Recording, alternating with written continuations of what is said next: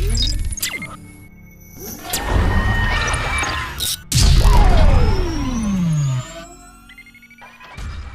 Everyone, मैं कमेंद्र कश्यप आप सभी का दिल्ली एजुकेशन एकेडमी में स्वागत करता हूं। साथियों, हमने इससे पहले 4 क्लासेज ऑलरेडी कंप्लीट कर चुके हैं। यह हमारी 5वीं क्लास है और इस क्लास में हम देखने वाले हैं कुछ डिफरेंट टाइप के क्वेश्चंस को। हालांकि पहली क्लास में मैंने आपको बेसिक चीज़ें समझाई थी, जहां मैंने ये भी बताया था कि बिना फार्मूला का यूज किए हुए आप सिर्फ एक टेबल के माध्यम से चक्रवृद्धि ब्याज के सारे क्वेश्चन को किस तरीके से सोल्व कर पाएँ। तो आइए सबसे पहले हम देखते हैं, और ये ऐसे क्वेश्चंस हैं जो हर वनडे एग्जामिनेशन में लगभग पूछे ही जाते हैं।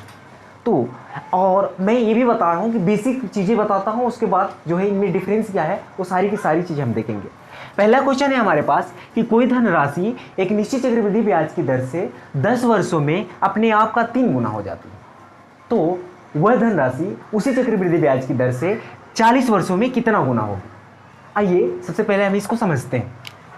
क्वेश्चन ये है हमारे पास। तो सबसे पहले मैं बेसिक की बात करें, बेसिक जानना बहुत ज़्यादा जरूरी है।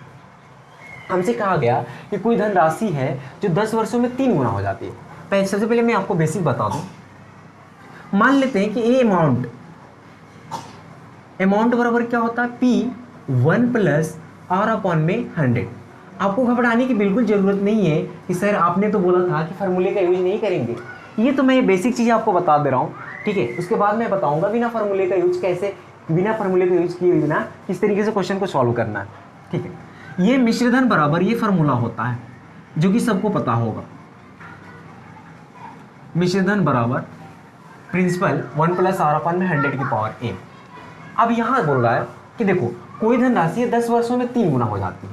n क्या है, n हमारा समय है, n इक्वल टू हमारा टाइम है, ठीक है ना। अब 3 गुना हो जाती है, मतलब हम ये प्रिंसिपल जो है 3 गुना हो जाता है। तो 3p बराबर हम लिख सकते हैं P1 प्लस R अपॉन में 100 की पावर n दिया है। n का मतलब टाइम, टाइम कितना है 10 वर्षों में।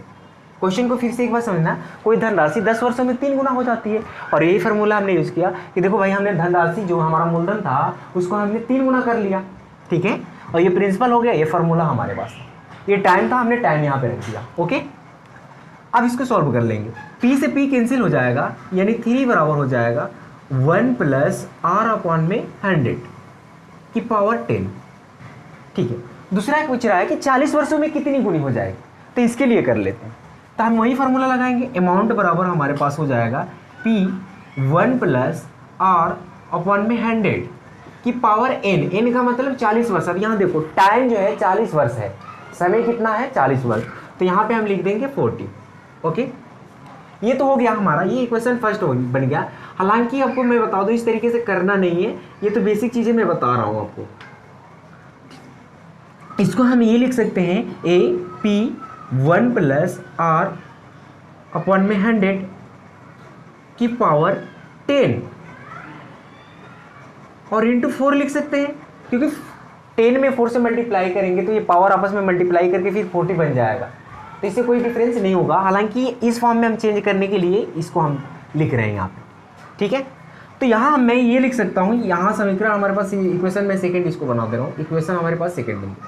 अब मैं क्या करूँगा, आपको ये सिंपल सा तरीका बताया जाता है कि अमाउंट बराबर P, और इसकी देखो, ये देखो यहाँ से आपको देखना है कि इसके बराबर क्या है, 3 है, इसके बराबर 3 है। 1 प्लस R अपॉन में 100 की पावर 10, 1 प्लस R अपॉन में 100 की पावर 10 के बराबर कितना है 3, यानी इसके जगह मैं 3 रख सकता हूँ। तो मैं ये सीधा सा एक काम करता हूँ, यहाँ पे 3 रख देता हूँ, ठीक है ना। और इसकी पावर कितनी है 4, ठीक है। तो ये हो जाएगा आपका पास अमाउंट बराबर हमारे पास P इंटू का, अच्छा 3 की पावर 4 का मतलब ये होता है कि 3 का 4 टाइम मल्टीप्लाई करना, ठीक है ना, ये सबको पता होगा। तो 3 की 4 टाइम मल्टीप्लाई का मतलब 81 हो जाएगा। जिनको नहीं पता होगा ये इस तरीके से कर लेंगे, ठीक है। यहाँ पे मैं लिख दे रहा हूँ 81 हो जाएगा। 3 3 जा 9, 9 3 जा 27, 23 जा 81, ठीक है। तो इस तरीके से होगा 81। मैं इसे लिख सकता हूँ अमाउंट बराबर 81P, हाँ सर बिल्कुल लिख सकता हूँ। तो 81 हो गया, मतलब अमाउंट कितना हो गया 40 वर्षों में 81 गुना हो जाएगा। ये चीज़ समझ में आई। ये तो रही बेसिक सी बात है कि जो आपको फार्मूले में और किताबों में बहुत जगह मिल जाएगा, लेकिन मैंने बोला है कि स्टार्टिंग में कहीं फार्मूले का यूज नहीं करना है। आइए हम इसी चीज़ को समझते हैं। बेसिक चीज़ें जो बनती है ना, फार्मूला जो ट्रिक बनता है वो बेसिक चीज़ों से ही बनता है। मैं बार बार रिपीट कर रहा हूँ, तो बेसिक चीज़ें आपको पता होनी चाहिए, ठीक है। देखिए करना क्या है, करना ये है आपको कि सिंपल सा एक लॉजिक लगाना। यहाँ पे 3 गुना हो जाती है कितने सालों में? 10 वर्षों में। 10 वर्षों में मैं अब अपना जो है कंसेप्ट है वो बता रहा हूँ। 10 वर्षों में 3 गुना हो जाती है। 10 वर्षों में कितना गुना? 3 गुना। 10 वर्षों में 3 गुना। 40 वर्षों में कितना गुना? ये हमारा क्वेश्चन है कि 40 वर्षों में कितना गुना हो जाएगा, 40 वर्ष में कितनी गुना होगा, ये हमसे पूछा गया, ठीक है। तो ध्यान से एक चीज आपको समझना है कि यहाँ कितने से मल्टीप्लाई किया है, यही बस चीज़ों को समझना है। यहाँ कितने से मल्टीप्लाई किया है? 4 से। अगर मैं 10 में 4 से मल्टीप्लाई कर दूंगा तो ये 40 बन जाएगा हमारे पास। चीज़ समझ में आई? बस ये इतनी सी छोटी सी बात को समझना है कि 10 में अगर 4 से मल्टीप्लाई कर देंगे सर तो 40 बन जाएगा हमारे पास, है ना, बिल्कुल बन जाएगा। तो इसी चीज़ को ना इसकी पावर में हम रख देते हैं। ध्यान नहीं, ये चक्रवृद्धि ब्याज की बात हो रही है, इसकी पावर रख देंगे। ये पावर कहाँ से आया? क्योंकि ये समय का इतना मल्टीप्लाई करके इधर लिखा हुआ था, ठीक है। तो इसलिए 3 की पावर हमने रख दिया 4। तो 3 की पावर 4 और 3 की पावर 4 बराबर क्या होता है? 81। इसका मतलब सीधा सीधा ये कितना बन जाएगा? 81। ये हो गया आपका आंसर। बस ये छोटा सा सवाल करना था, मतलब वो धनराशि हो जाएगी 81 गुना हो जाएगी। फिर से मैं समझा दूँ, ये क्वेश्चन यहाँ देखते ही हो जाता। 10 वर्षों में 3 गुना, सर कितने से मल्टीप्लाई किया है? यहाँ 4 से। इसका 4 गुना है तो इस 3 है ना, 3 गुना है, इसकी पावर पे आप 4 रख दो। अगर यहाँ 5 से मल्टीप्लाई करता तो 3 की पावर हम रख देते 5, वो हमारा आंसर हो जाता। 6 से मतलब यहाँ 60 वर्ष में पूछता तो इसकी पावर हम रख देते 6, ठीक है। क्वेश्चन हमसे ऐसे भी पूछा जा सकता है, क्वेश्चन हम देखेंगे, लेकिन हालांकि बेसिक चीज़ें मैं बता रहा हूँ इसी क्वेश्चन को। 10 वर्षों में सर इसने बोला कि 3 गुना हो जाती है। 10 वर्षों में सर 3 गुना बोलता कि 5 गुना या 27 गुना, ऐसे पूछता कि 27 गुना कितने वर्षों में हो जाएगी। ये अब ध्यान से समझना, क्वेश्चन यहाँ आ गया 10 वर्षों में। हमसे क्वेश्चन ये कहा गया कि कोई निश्चित धनराशि है और निश्चित चक्रवृद्धि ब्याज की दर से 10 वर्षों में 3 गुना हो जाती है, ठीक है। तो 27 गुना कितने वर्षों में हो जाएगी, ठीक है। 27 गुना कितने वर्षों में हो जाएगी, या इसी क्वेश्चन को तो हम क्या करेंगे, 27 गुना। तो सबसे पहले हमें फैक्टर बनाएंगे इसका, ध्यान दें, फैक्टर बनाएंगे। इसको मैं मिटा दे रहा हूँ। फैक्टर बनाएंगे 27 का। 27 का फैक्टर पता है ना, 3 × 3 × 3 होता है। मतलब ये देखो 3 टाइम हुआ, 1 2 3। इसका मतलब ये है कि इसकी पावर हम यहाँ पे लिख देते थे, 3 की पावर 3 लिख सकते थे। और ध्यान रहे हमने यही बताया 4 लिखा है। 4 कहाँ से लिखा है? यहाँ 4 से मल्टीप्लाई किया था, ठीक है। तो इसको हम क्या करेंगे, इस 3 को इधर ला करके इसमें मल्टीप्लाई कर देंगे, × का 3। मतलब ये जो था 30 वर्ष में हो जाएगी, 27 में। तो सिंपल सा ये काम करना होता है, और इसी टाइप से क्वेश्चंस को घुमा करके पूछता है, ठीक है। आई होप ये चीज़ें समझ में आई होगी। अभी मैं 1-2 एग्जाम्पल लेकर के आपको बताता हूँ।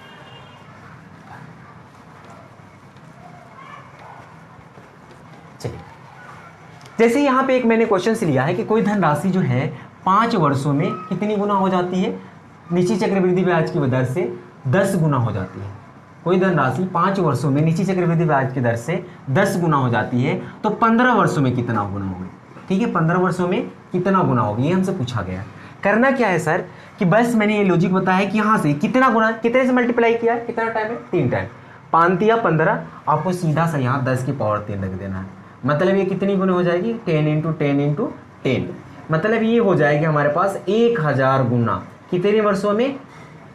15 वर्षों में। फिर से मैं समझा दूँ आपको, 5 वर्षों में 10 गुना। ये गुना वाला हमें पूछाते हैं, यहाँ हमेशा पावर रखते हैं, यहाँ पे हम क्या रखेंगे, पावर रखेंगे, ठीक है ना।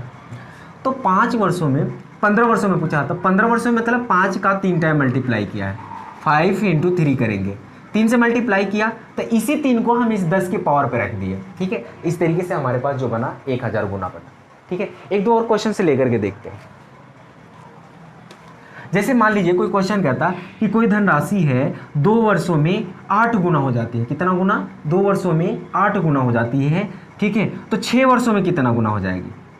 2 वर्षों में 8 गुना हो जाती है, तो 6 वर्षों में कितनी गुना हो जाएगी? तो सिंपल सा वही काम करना है, कितनी गुना होगी। ये कितने से मल्टीप्लाई किया है सर? 2 की टेबल 3 टाइम पढ़ेंगे, तो सिंपल से यहाँ 8 की पावर 3 बार रख देंगे।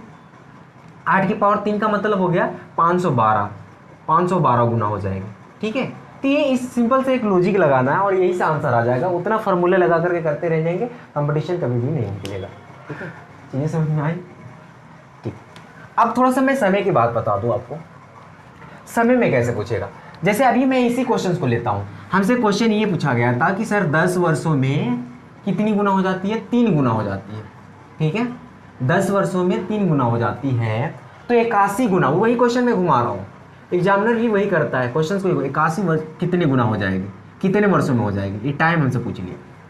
क्वेश्चन बोला कि 10 वर्षों में 3 गुना हो जाती है, तो 81 गुना कितने सालों में हो जाएगी, कितने समय में 81 गुना हो जाएगी। ठीक है, ये क्वेश्चन है हमारा। तो क्या करना है इसका, जब भी समय हमसे पूछे तो 81 का हम फैक्टर बना लेंगे। 81 का फैक्टर क्या होता है सर? 3 का।